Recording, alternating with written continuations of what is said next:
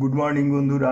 আসন্ন RRB group D পরীক্ষায় অঙ্কে যে ধরনের প্রশ্ন আসার কথা সেরকম 15টি অঙ্কের একটা সেট আজ করাবো। তো চলো শুরু করি। প্রথম অঙ্ক বলেছে, যদি একটি দ্বিঘাত সমীকরণের বীজদ্বয়ের যোগফল এবং গুণফল যথাক্রমে 4-3√2 এবং -28 হয়, তাহলে দ্বিঘাত সমীকরণটি নির্ণয় করো।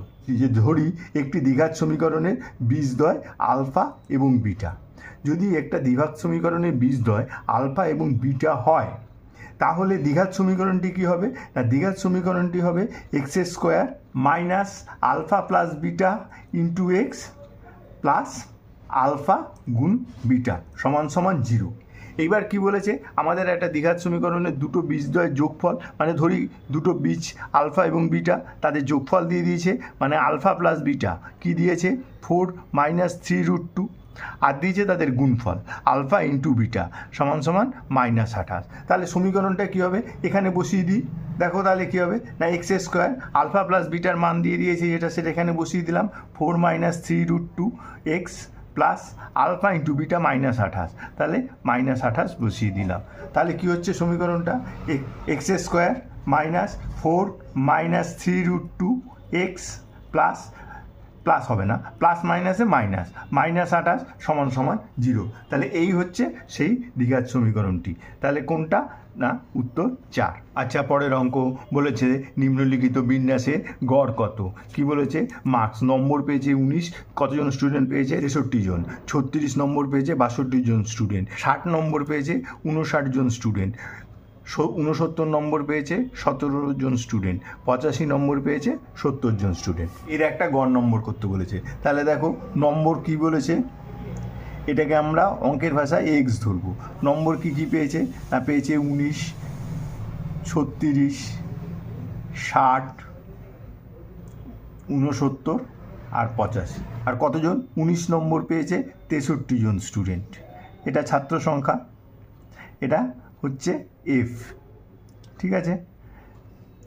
36 নম্বর পেয়েছে 62 জন স্টুডেন্ট, 60 নম্বর পেয়েছে 59 জন স্টুডেন্ট, 69 নম্বর পেয়েছে 17 জন স্টুডেন্ট, আর 85 নম্বর পেয়েছে 70 জন স্টুডেন্ট।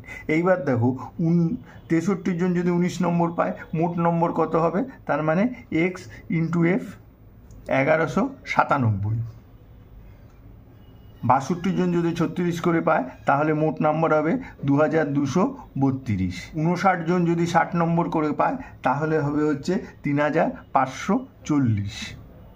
17 জন যদি 69 নম্বর করে পায়, তাহলে হবে 1173। আর 70 জন যদি 85 নম্বর করে পায়, তাহলে মোট নাম্বার হবে 5950। তাহলে দেখো এই পুরোটা যোগ করে দিই, তাহলে মোট নাম্বার হবে হচ্ছে 14092। আর মোট ছাত্র সংখ্যা দেখো 3, 2, 5, 9, 14, আর 14 আর সাথে 21, 21-এর 1 হাতে 2, 7 আর 2, 9 আর 1, 10 আর 5, 15 আর 6, 21 আর 6, 27, তাহলে 271 জন। তাহলে 271 জন মোট নাম্বার পেয়েছে 14092। তাহলে প্রত্যেকের গড় নাম্বার কত? তাহলে 14092কে 271 দিয়ে ভাগ করে দিতে হবে। এটা ভাগ করলে হবে হচ্ছে 52। তাহলে গড় নম্বর কত হবে? 52। উত্তর 4। আচ্ছা, পরের অঙ্ক বলেছে 7 সদস্যের একটি দলে 6 সদস্যের গড় বয়স 42 বছর এবং দলের 7ম সদস্যের বয়স 7 সদস্যের গড় বয়সের চেয়ে 36 বছর বেশি। দলের 7ম সদস্যের বয়স নির্ণয় করো। তাহলে কি বলেছে, 6 জনের বয়সের গড় 42, তাই গেলে 6 জনের মোট বয়স কত হবে? 42 গুণ 6, তাহলে 6 দুগুণে 12, 4 6 24, 1 25, 252 বছর 6 জনের, এটা হচ্ছে মোট বয়স, ঠিক আছে। এবার ধরি 7ম জনের বয়স হচ্ছে এক্স বছর, তাহলে 7 জনের মোট বয়স কত না 252 প্লাস এক্স। তাহলে 7 জনের গড় বয়স কত? 252 প্লাস এক্স বাই 7। এইবার কি বলেছে দেখো, যে দলের 7ম সদস্যের বয়স 7 সদস্যের বয়সের গড়ের চেয়ে 36 বেশি। তাহলে দলের আমরা কি জানি, 7ম সদস্যের বয়স কত? এক্স বছর। এটা কি বলেছে না 7 সদস্যের বয়সের গড়ের থেকে 36 বেশি। তাহলে 7 সদস্যের বয়সের গড় কত না 252 প্লাস এক্স বাই 7। এর থেকে 36 বেশি, ইন্টু 36। দেখো 7 দিয়ে যদি পুরোটা গুণ করে দিই তাহলে এটা হবে 7x, এখানে 7টা কেটে যাবে, 252 প্লাস এক্স, আর এটা হবে 6 7 42, 3 7 21, 4 25। তাহলে এক্সটা এই পাশে আসলে 7x মাইনাস এক্স 6x, আর 252 প্লাস 252 হচ্ছে 504। তাহলে x সমান সমান 504 বাই 6, 6 এটা 48, 4 6 24, তাহলে 84। তাহলে সপ্তম সংখ্যাটার সদস্যের বয়স হবে 84, উত্তর 2। আচ্ছা, পরের অঙ্ক বলেছে যদি একটি বিছানার বিক্রয় মূল্য প্রাথমিকের 2 গুণ করা হয় তাহলে লাভ প্রাথমিকের 10 গুণ হবে। প্রাথমিক লাভের শতকরা নির্ণয় করো। তাহলে ধরি সিপি কস্ট প্রাইসটা কত, এক্স টাকা, আর এসপি কত, ওয়াই টাকা। ঠিক আছে, তাহলে প্রাথমিকের লাভ কত হচ্ছে, প্রাথমিকের লাভ হচ্ছে ওয়াই মাইনাস এক্স টাকা। তারপরে কি বলেছে যে বিক্রয় মূল্য দুগুণ করছি, মানে এসপিটা কত হবে, সেকেন্ড টাইম এসপিটা হবে 2y টাকা, কিন্তু সিপিটা এক্স টাকায় রয়েছে। তাহলে দ্বিতীয় ক্ষেত্রে লাভ কত হচ্ছে, দ্বিতীয় ক্ষেত্রে লাভ হচ্ছে 2y মাইনাস এক্স টাকা। এইবার বলছে লাভ কত হচ্ছে না প্রাথমিক লাভের 10 গুণ, তাহলে এই লাভটা এই লাভের 10 গুণ, তাহলে এটাকে যদি সমান সমান করতে হয় একে 10 দিয়ে গুণ করে দিতে হবে। তাহলে কি হলো 10y মাইনাস 10x সমান সমান 2y মাইনাস এক্স, 8y সমান সমান 9x। তাহলে y বাই এক্স সমান সমান 9/8। তার মানে y কি, y হচ্ছে এসপি মানে বিক্রয় মূল্য। তাহলে বিক্রয় মূল্য 9 টাকা হলে ক্রয় মূল্য 8 টাকা, তাহলে বিক্রয় মূল্য 9 টাকা হলে ক্রয় মূল্য 8 টাকা। তাহলে লাভ কত হচ্ছে, লাভ 1 টাকা। 1 টাকা কত টাকার মধ্যে লাভ হচ্ছে, 8 টাকার মধ্যে। তাহলে লাভের শতকরা হার 1/8 ইন্টু 100, 4 দুগুণে 8, 4 25 100, তাহলে 12.5%। তাহলে ইনিশিয়াল বা প্রাথমিক লাভটা কত, প্রাথমিক লাভের হার 12.5%, উত্তর 3। আচ্ছা, পরের অঙ্ক বলেছে দুটো পাইপ এ এবং বি যথাক্রমে 20 এবং 30 ঘন্টায় একটি ট্যাঙ্ক পূরণ করতে পারে। ট্যাঙ্কটি পূরণ করার জন্য দুটি পাইপ খোলা হয়, কিন্তু যখন ট্যাঙ্কটি 1/3 পূর্ণ হয় তখন একটি লিক তৈরি হয়, যার মাধ্যমে উভয় পাইপ দ্বারা সরবরাহিত জলের 1/4 জল বেরিয়ে যায়। ট্যাঙ্কটি পূর্ণ করতে মোট সময় ঘন্টায় কত লেগেছে তা নির্ণয় করো। তাহলে কি বলেছে, দুটো পাইপ আছে এ এবং বি, এরা কি করছে, একটা 20 ঘন্টায় পূর্ণ করছে, একটা 30 ঘন্টায় পূর্ণ করছে। তাহলে একটা পাইপ যদি 20 ঘন্টায় পূর্ণ করে, একটা 30 ঘন্টায় পূর্ণ করে, চৌবাচ্চাটার আয়তন কত, চৌবাচ্চাটার আয়তন হচ্ছে 20 আর 30-এর লসাগু। তাহলে 20 30-এর লসাগু 60, তাহলে চৌবাচ্চাটার আয়তন হচ্ছে 60 ইউনিট। এইবার দেখো এ পাইপটা 20 ঘন্টায় পূর্ণ করছে 60 ইউনিট, তাহলে 1 ঘন্টায় পূর্ণ করবে 60/20 মানে 3 ইউনিট বাই পার আওয়ার।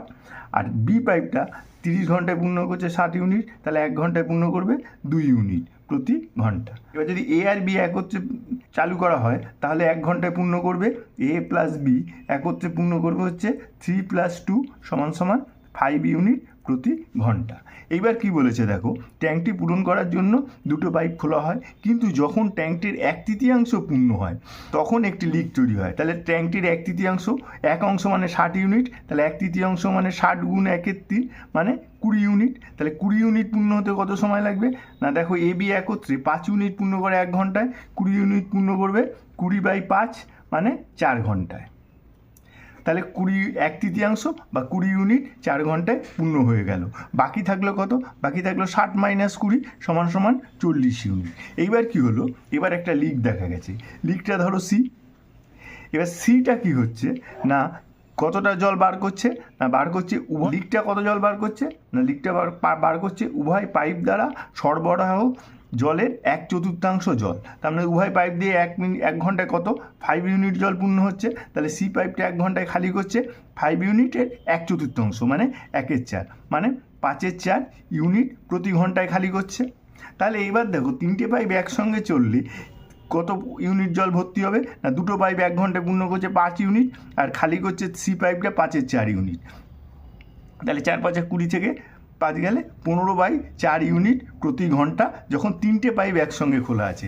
আর এখন ভর্তি হতে বাকি আছে 40 ইউনিট। তাহলে 40 ইউনিট জল পূর্ণ করতে কত সময় লাগবে, 40 ইউনিট জল পূর্ণ করতে সময় লাগবে 40/15/4টা নিচে আসবে, 4টা ঘুরে উপরে চলে গেল। তাহলে 5 দিয়ে কাটলে 3 × 5 = 15, 5 × 8 = 40, তাহলে 4 × 8 = 32/3 ঘন্টা, মানে হচ্ছে 10 × 2 = 3 ঘন্টা। দেখো তাহলে প্রথমে আমার লেগেছিল 4 ঘন্টা, যেটা 1/3 পূর্ণ হতে, বাকি লাগছে 10 পূর্ণ 2/3 ঘন্টা। তাহলে মোট সময় কত লাগছে? 10 পূর্ণ 2/3 প্লাস 4 মানে 14 পূর্ণ 2/3 ঘন্টা। উত্তর 1।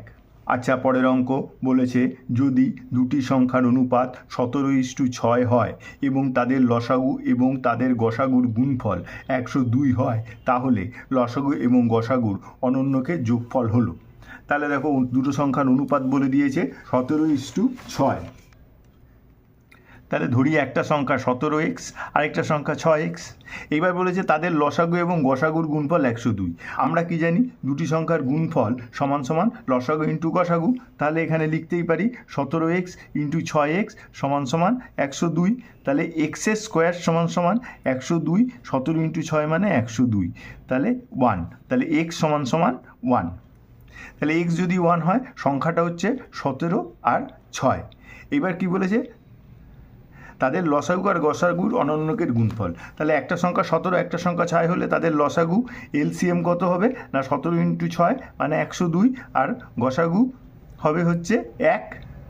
তাহলে তাদের অনন্যকের যোগফল 1-এর 102 প্লাস 1, তার মানে হচ্ছে 103/102। তো 3। আচ্ছা, পরের অঙ্ক বলেছে একটি নৌকা স্রোতের প্রতিকূলে 10.2 কিমি যেতে 51 মিনিট সময় নেয়। স্থির জলে নৌকার গতি এবং স্রোতের গতির অনুপাত 7:6। নৌকাটি স্রোতের প্রতিকূলে 17.7 কিমি এবং স্রোতের অনুকূলে 66.3 কিমি যেতে মোট কত সময় নেবে? তাহলে কি বলেছে?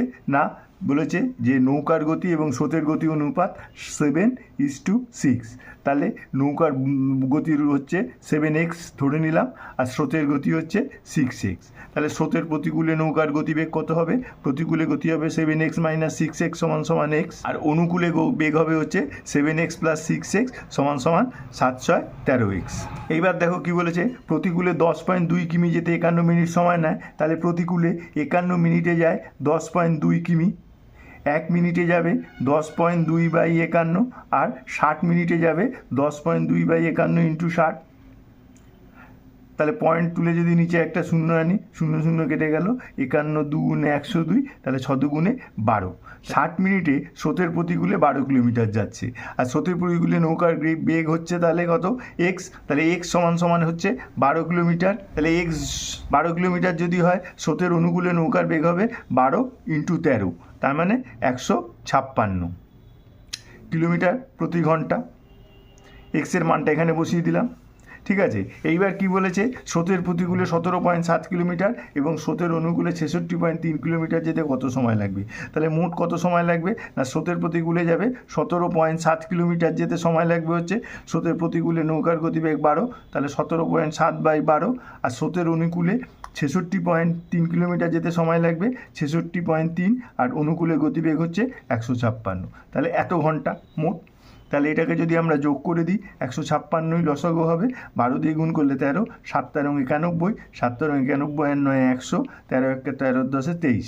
তাহলে পয়েন্ট এখানে বুঝবে, আর এটা হবে 166.3।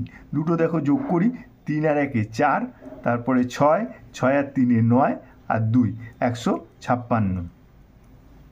তাহলে এবার যদি ভাগ করে দিই 156 দিয়ে, তাহলে 296.4কে একবারই যাবে 156। এরপরে দেখো আমি অপশনে যদি তাকাই, 1.1টাই অপশান আছে, অতএব উত্তর 3, 1.9 ঘন্টা। আচ্ছা, পরের অঙ্ক বলেছে একটি উলম্ব রডের দৈর্ঘ্য এবং তার ছায়ার দৈর্ঘ্যের অনুপাত 2:√12।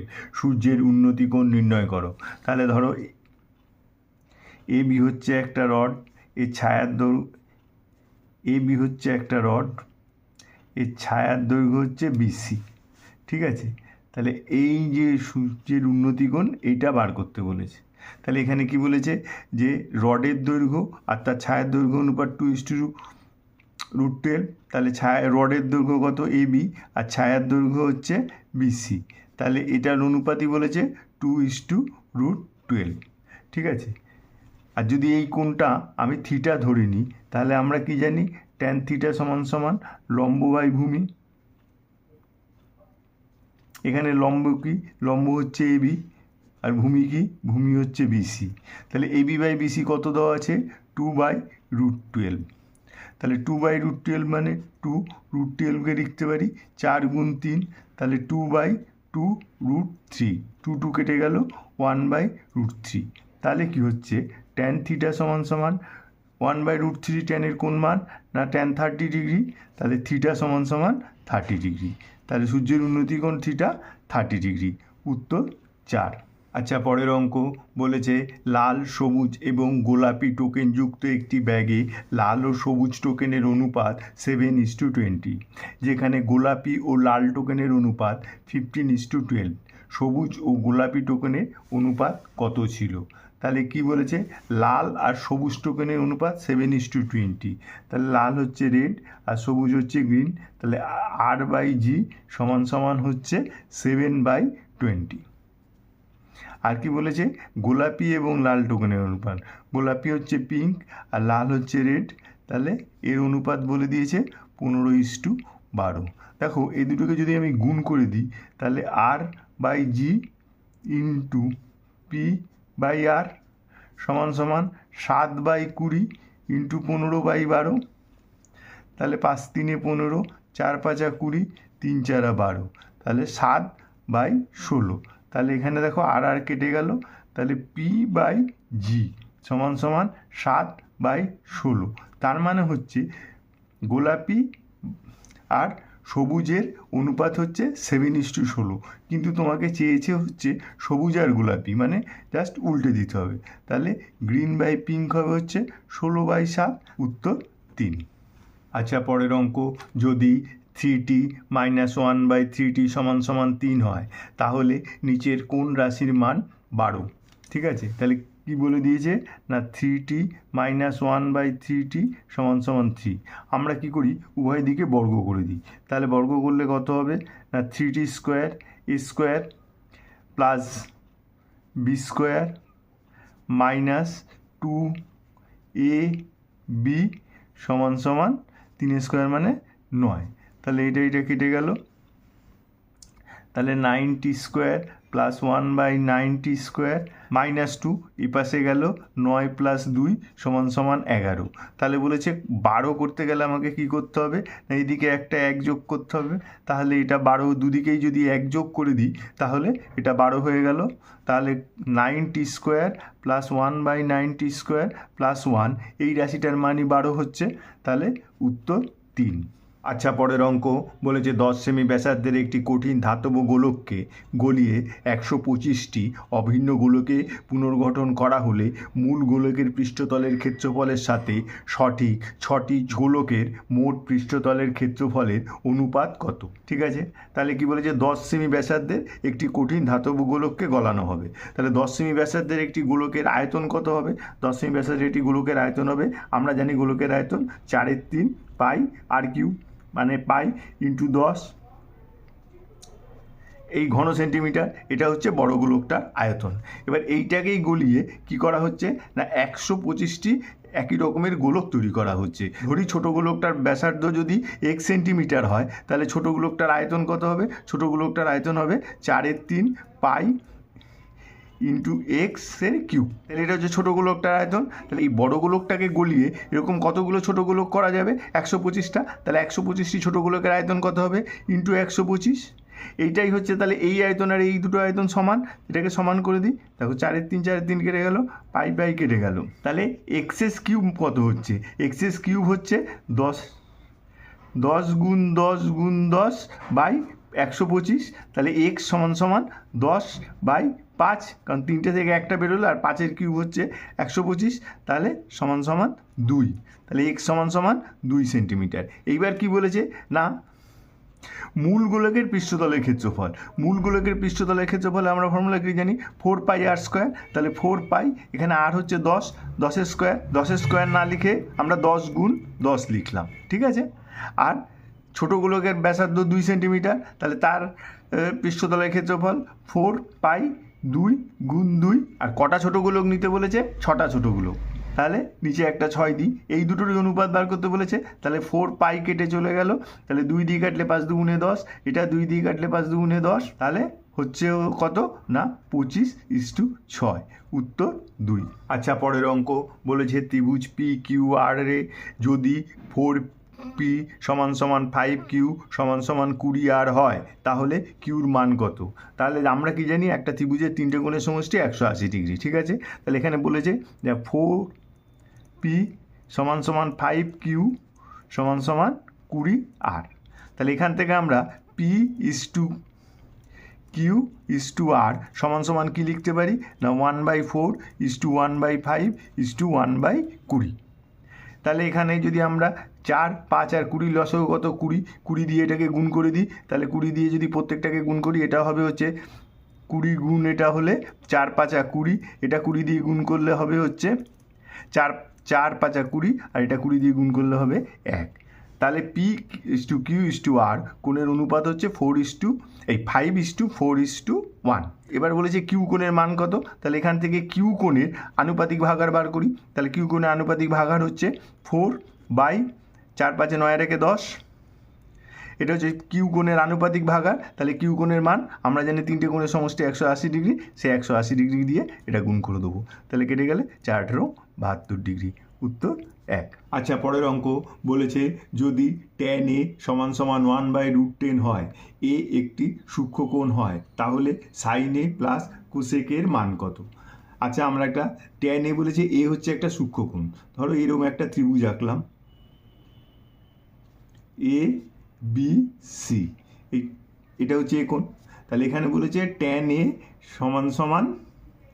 1/√10, ঠিক আছে? তাহলে tan a মানে কি? tan মানে হচ্ছে লম্ব বাই ভূমি। তার মানে লম্ব হচ্ছে 1 আর ভূমি হচ্ছে √10। তাহলে অতিভুজ কত? আমরা কি জানি না অতিভুজ স্কোয়ার = লম্ব স্কোয়ার প্লাস ভূমি স্কোয়ার। তাহলে এখানে লম্ব হচ্ছে 1 স্কোয়ার আর ভূমি হচ্ছে √10 তার হোল স্কোয়ার, মানে 1 + 10 = 11। অতএব অতিভুজ সমান হচ্ছে √11। এইবার মান বার করতে বলছে সাইন এ। সাইন এ মানে আমরা কি জানি? সাইন এ মানে জানি লম্ব বাই অতিভুজ। আর কোসেক মানে অতিভুজ বাই লম্ব। তাহলে এখানে লম্ব কত 1, অতিভুজ কত √11, আর এখানে √11 অতিভুজ আর লম্ব হচ্ছে 1। তাহলে লসাগু করলে √11, এখানে 1 হবে, 1 আছে, √11 × √11 11, তাহলে হচ্ছে 12/√11। এই 12/√11, উত্তর 3। আচ্ছা, পরের অঙ্ক বলেছে একটি নৌকা 4 ঘন্টায় স্রোতের অনুকূলে 60 কিমি পথ অতিক্রম করতে পারে। যদি স্থির জলে নৌকার গতি 13 কিমি প্রতি ঘন্টা হয় তাহলে স্রোতের প্রতিকূলে 30 কিমি পথ অতিক্রম করার সময় কত হবে? তাহলে কি বলেছে না 4 ঘন্টায় স্রোতের অনুকূলে 60 কিমি পথ যায়, ঠিক আছে? তাহলে স্রোতের অনুকূলে নৌকার গতিবেগ কত হবে? 60/4 = 15 কিমি প্রতি ঘন্টা। এটা হচ্ছে স্রোতের অনুকূলে নৌকার বেগ। এইবার কি বলেছে স্থির জলে নৌকার বেগ কত বলেছে? 13 কিমি প্রতি ঘন্টা। তাহলে স্রোতের বেগ কত না অনুকূলে বেগ মাইনাস স্থির জলে বেগ = 2 কিমি প্রতি ঘন্টা। এটা হচ্ছে স্রোতের বেগ। তাহলে স্রোতের প্রতিকূলে নৌকার বেগ কত হবে? স্রোতের প্রতিকূলে নৌকার বেগ হবে হচ্ছে স্থির জলে নৌকার বেগ 13 মাইনাস স্রোতের বেগ 2 = 11 কিমি প্রতি ঘন্টা। তাহলে স্রোতের প্রতিকূলে নৌকার বেগ 11 কিমি প্রতি ঘন্টা। এবার কি বলেছে স্রোতের প্রতিকূলে 30 কিমি যেতে কত সময় লাগবে? স্রোতের প্রতিকূলে 30 কিমি যেতে সময় লাগবে 30/11 ঘন্টা, মানে 11 দুগুণে 22, 2 × 8 = 11 ঘন্টা, উত্তর 1। আচ্ছা, পরের অঙ্ক বলেছে একজন পিতার বয়সের সাথে তার পুত্রের বয়সের অনুপাত 7:4। তাদের বয়সের সংখ্যাগুলির গুণফল 1372। 8 বছর পরে তাদের বয়সের অনুপাত হবে। তাহলে পিতার বয়সের সাথে পুত্রের বয়সের অনুপাত বলেছে 7:4। ধরি পিতার বয়স হচ্ছে 7x, তাহলে পুত্রের বয়স হবে হচ্ছে 4x, ঠিক আছে? এবার বলছে তাদের বয়সের সংখ্যাগুলোর গুণফল, মানে 7x × 4x = 1372। তাহলে x² = 1372/7 × 4, 7 দিয়ে কাটলে 7 × 1 = 7, 6 × 7 = 67, 7 9 63, আর 6 7 42। 4 দিয়ে কাটলাম 4 4 = 16, 4 9 36, তাহলে এক্স স্কোয়ার সমান 49, তাহলে এক্স সমান সমান 7, তাহলে এক্স যদি 7 হয়, পিতার বয়স 7 × 7 49 বছর, আর পুত্রের বয়স 4 × 7 28 বছর। এবার কি বলেছে 8 বছর পরে, তাহলে দুজনের বয়সের সাথে 8 যোগ করে দিলে পিতার বয়স হচ্ছে 57 আর পুত্রের বয়স হচ্ছে 36, 3 দিয়ে কাটলে 3 × 19 = 57, 3 × 12 = 36, তাহলে 19:12, উত্তর 2।